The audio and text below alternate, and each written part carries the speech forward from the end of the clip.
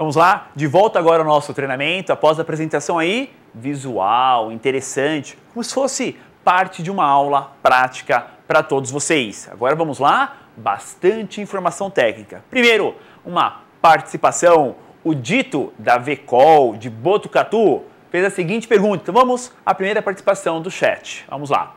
Dito da VCOL perguntou: gostaria de saber por que o Jetta faz barulho em baixa rotação? Ótima pergunta, Dito. Por que fica um barulhinho de grilinho, alguma coisa abrindo e fechando? Simples. A válvula de purga do canister, vamos falar já já sobre o canister, mesmo em marcha lenta, ela fica abrindo e fechando durante um período. O que antes só era acionado em média ou baixa rotação, agora, mesmo em marcha lenta, é feita a limpeza do sistema canister, ok? Muito bem, é isso aí. Podem enviar as perguntas que estaremos sempre adequando com o assunto e respondendo para vocês. Vamos então agora às apresentações na tela, o PowerPoint para vocês. Primeiro, tiramos a capa, toda a carcaça do filtro de ar, que é a tampa do motor 2.5. Estão verificando, Ela é só encaixada. Lembrando que há as tubulações, o duto de entrada de ar e já o sensor de massa de ar também. Então é só remover com bastante cuidado a tampa do motor. E temos o que logo abaixo da tampa do motor? Teremos todo o motor e os componentes eletrônicos. Então lembrando, o foco da nossa aula é o sistema ME 7.1.1, que é o Jetta 2.5, até 2008. A partir de 2009, o sistema continua sendo ME, só que é o 17.5. Então lembrando, esse 7.1.1, temos ali os principais componentes do sistema de gerenciamento eletrônico do motor. O item número 1 que vocês veem na tela são as eletroválvulas. Aparece aí apenas uma, Mas temos os 5 eletroinjetores. O item 2, sensor de fase do motor. Item 3, 4 e 5, O 3 e o 5 são os 2 conectores elétricos. E o 4, a própria ECU, a unidade de controle eletrônico do motor. O item número 6 é o sistema de ar secundário, a injeção de ar, que é feito o controle, justamente na parte de respiro do motor. Ao popular pulmão na tampa de válvulas, que é o diafragma, que faz o controle, pessoal, do respiro do motor. Então é o sistema popularmente conhecido como anti-chama, ok? Temos uma eletroválvula de controle. Além, é claro, com certeza, alguns de vocês já utilizaram peças Volkswagen e já substituíram a tampa de válvulas completa, porque o diafragma rasga com o tempo, vai ressecando e acaba rasgando. É esse sistema de ar secundário que estamos abordando aí no item 6. De volta com a apresentação. O item número 7 é o sensor de temperatura do líquido de arrefecimento, e aparecem mais itens numa segunda tela para vocês. Ou seja, itens 11, temos a caixa E-Box, que é a central de fusíveis. Item número 12, o sensor de rotação do motor. Item número 13, o corpo eletrônico. 14, o item é o atuador do comando, já já falaremos sobre ele. Item 15, bomba de ar secundário. 16 e 17, os 2 sensores de detonação. E 18, 19, 20, 21, 22, 23, os sensores de oxigênio. Aparecem 3 na tela, padrão europeu, são utilizados 2 aqui no Brasil, tá ok? Então só para entenderem uma forma geral, um diagrama geral do sistema do Jetta 2.5. Temos uma pergunta, mais uma participação aqui, pessoal da Guaibacar. A limpeza dos injetores não causa cavitação no injetor? pois fiquei sabendo que não deve ser limpo os injetores. Muito bem, um abraço a todos da Guaibacar. A limpeza dos eletroinjetores, tá? Não só a limpeza, como o teste de vazão é recomendável sim. Já já, inclusive, iremos mostrar para vocês, né, os valores de teste de vazão das eletroválvulas, ok? Obrigado pela participação. Voltando à nossa apresentação, vamos verificar de cara a ECU, a unidade de comando eletrônico. Então vejam aí na ilustração, temos aí a foto do Jetta 2.5 e a ECU, a unidade de controle eletrônico com 2 conectores, tá? Por que 2 conectores? Facilidade na questão de montagem. Um conector é lá do carroceria, outro conector é lá do motor.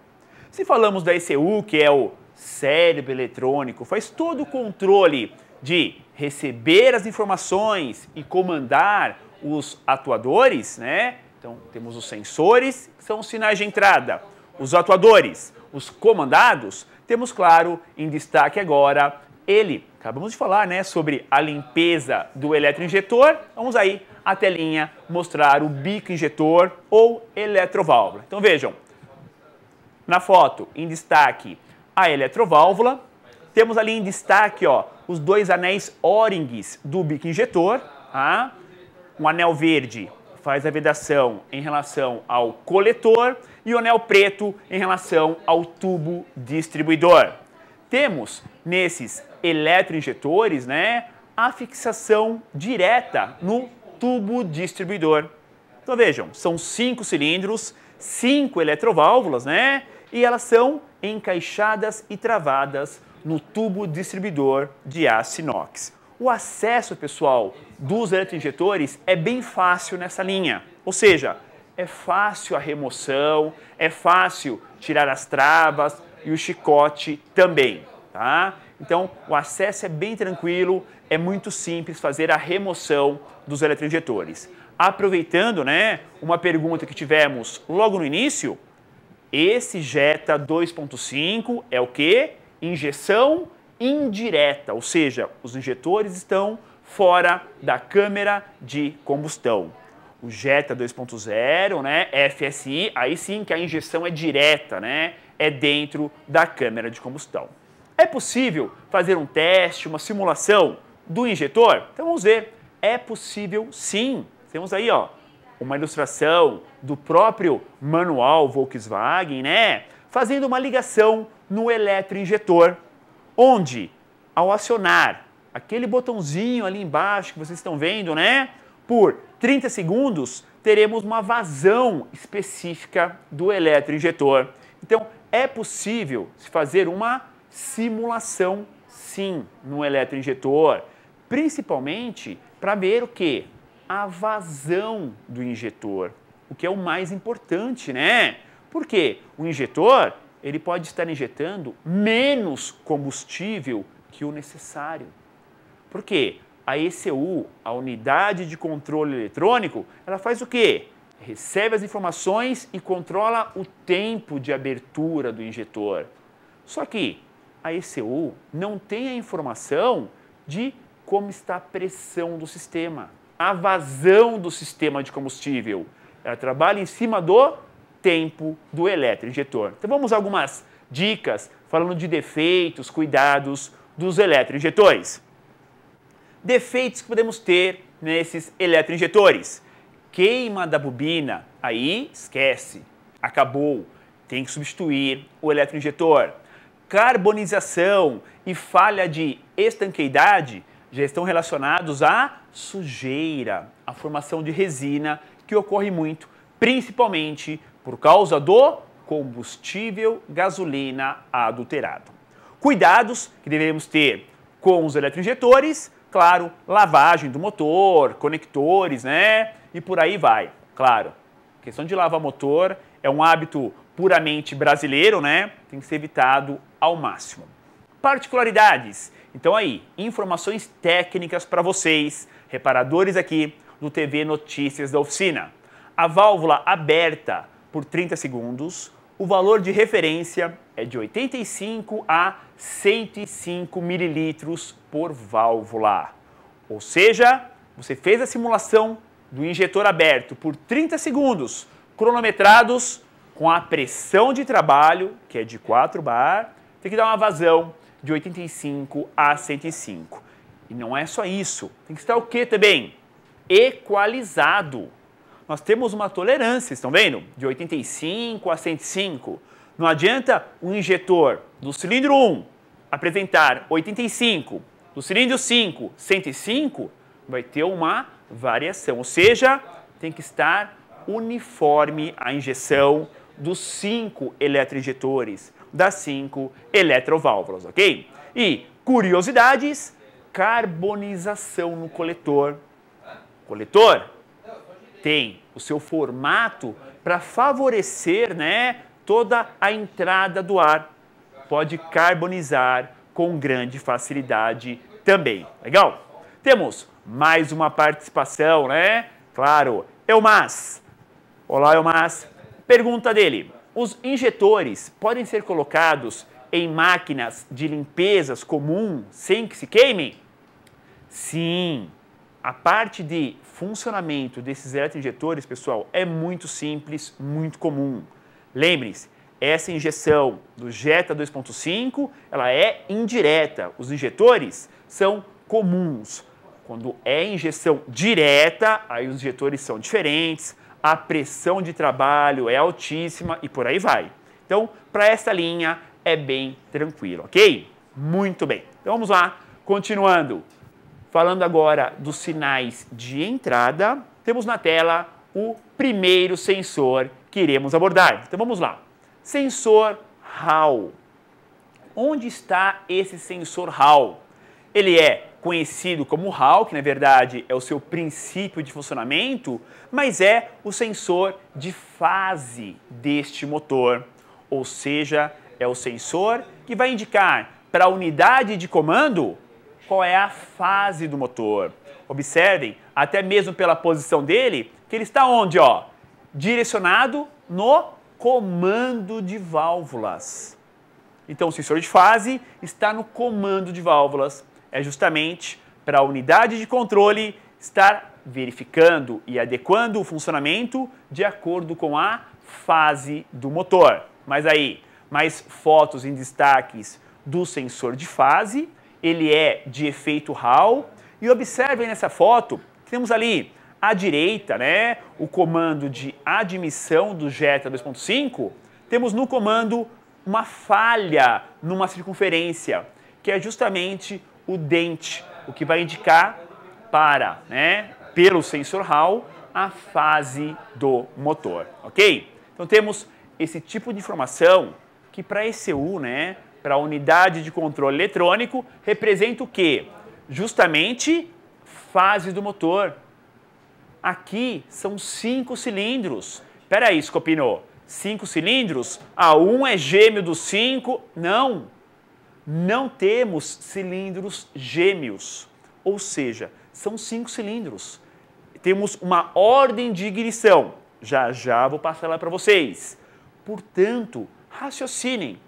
Mecânico A, B e C, quem está aí crescendo, né, com a aula, aprendendo mais. 5 cilindros. Temos que ter um sensor de rotação, que vai estar no eixo virabrequim, e um sensor de fase no comando de válvulas. Sem qualquer um dos dois, o motor não funciona. Não dá para o sistema funcionar só com a fase ou só com a rotação, neste caso, porque o motor tem 5 cilindros. Por falar em rotação, vamos a ele então.